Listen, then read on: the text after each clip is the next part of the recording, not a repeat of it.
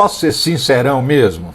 Eu acho o seguinte, essa história da discussão se a gente deve ou não deve fazer acabar a escala 6 por 1 está toda torta, está toda errada. A gente nem devia estar discutindo esse assunto, a gente devia estar discutindo um outro assunto mais importante do que esse, que é como fazer para acabar com a escala 6 por 1. Sim, porque é o seguinte, já existem estatísticas, estudos que comprovam, a gente não está falando de achismo, a gente já sabe comprovadamente que as pessoas estão adoecendo no trabalho na escala 6 por 1, que as pessoas estão ficando deprimidas, ansiosas, que a estafa, o esgotamento total de uma pessoa no trabalho cresceu 1000% em 10 anos.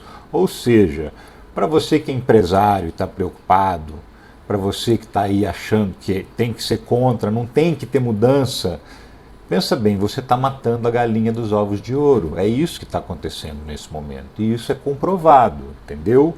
Esse seu funcionário aí que está sorrindo de segunda a sábado, está sorrindo para você porque tem medo de perder o emprego, mas ele está doente. Ele está doente física ou psicologicamente.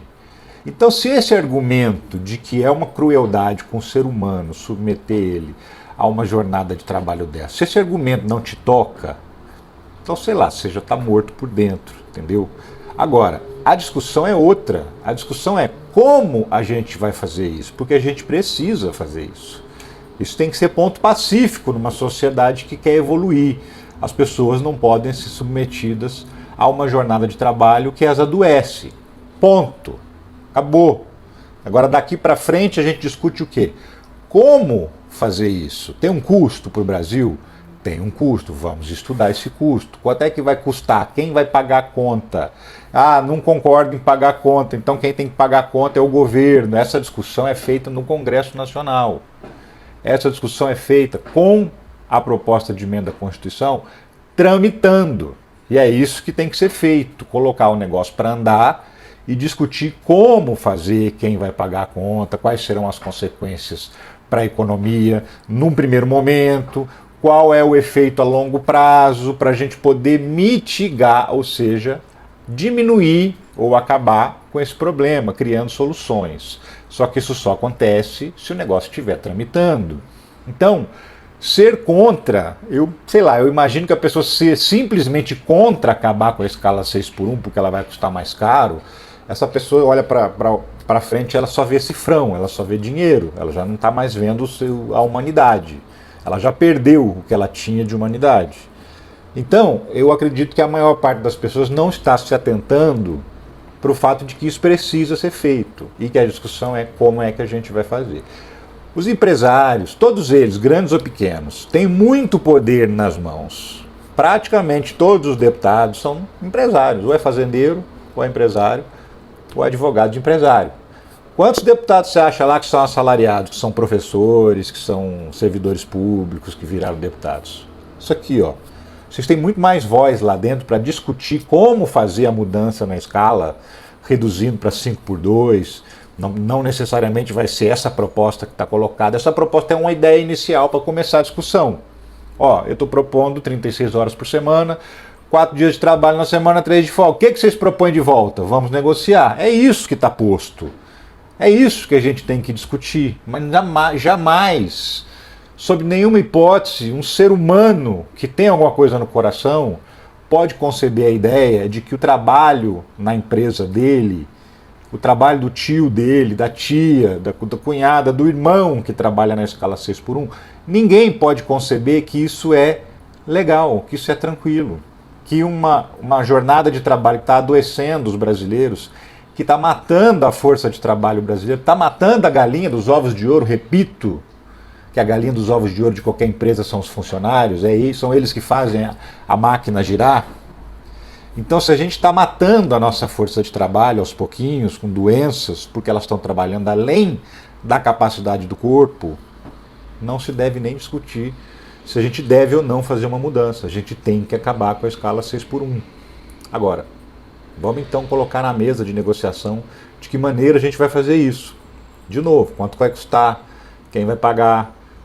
É isso, tem que abrir a negociação no Congresso Nacional para todo mundo que está representado nessa discussão, o trabalhador, o empresário, para todo mundo colocar sua opinião. E repito, os trabalhadores têm uma força minoritária no Congresso Nacional e os empresários praticamente são representados por todos que estão lá. Então a sua voz não vai deixar de ser ouvida. A imprensa também vai ajudar bastante a sua versão de que isso vai produzir inflação, que isso vai produzir crise, vai quebrar as empresas. Não é a primeira vez, inclusive, que isso acontece. Quando o Brasil acabou com a escravidão, tinha uma galera que era contra, porque achava que ia quebrar as empresas. Muitos fazendeiros do Nordeste brasileiro, de Minas Gerais, de uma parte de São Paulo, eram contra acabar com a escravidão, porque eles falavam, vamos quebrar.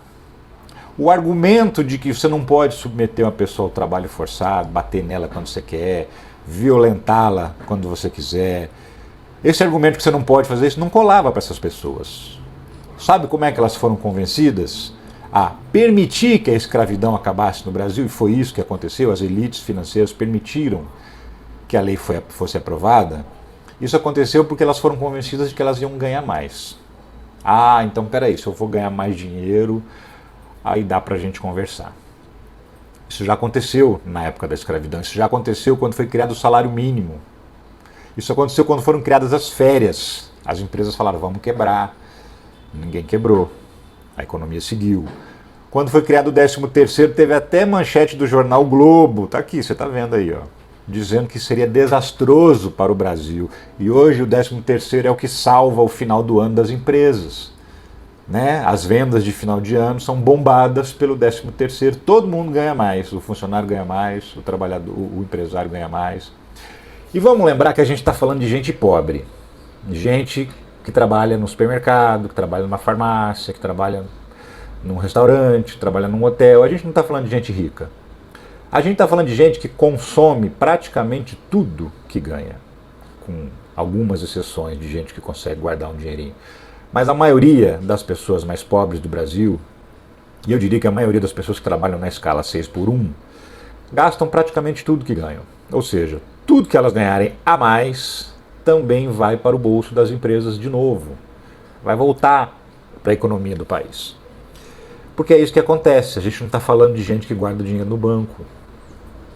Então, todos têm a ganhar. Ah, no início vai ter um impacto específico.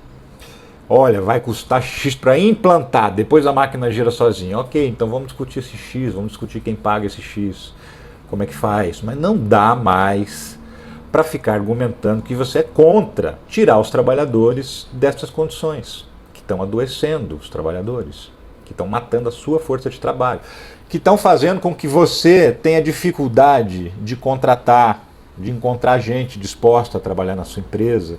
Por quê? Porque hoje as pessoas não querem mais trabalhar na escala 6x1, elas fogem da escala 6x1, o máximo que elas puderem. Só vai aceitar trabalhar nessas condições quem está desesperado. Então isso também muda com o fim da escala 6x1. Vai ter mais mão de obra disponível para trabalhar. Tem uma galera preferindo ficar na informalidade a trabalhar na escala 6x1. Essas pessoas vão voltar para o mercado de trabalho formal, se a escala não for essa, fosse 5x2, por exemplo. Então tudo vai mudar no cenário da economia brasileira. Já houve, em outras épocas do Brasil, redução de jornada de trabalho. A Constituição de 88 reduziu 4 horas. Quem quebrou? Ninguém. Esse argumento de que vai gerar custo para mim e eu não posso, só serve para a gente não discutir o assunto. E ele não deve ser usado por conta disso, porque a gente precisa discutir o assunto. A sociedade brasileira, em 2024, precisa discutir que pessoas não podem mais ser submetidas a uma escala de trabalho desumana. Ponto pacífico. O que a gente tem que discutir é como fazer isso.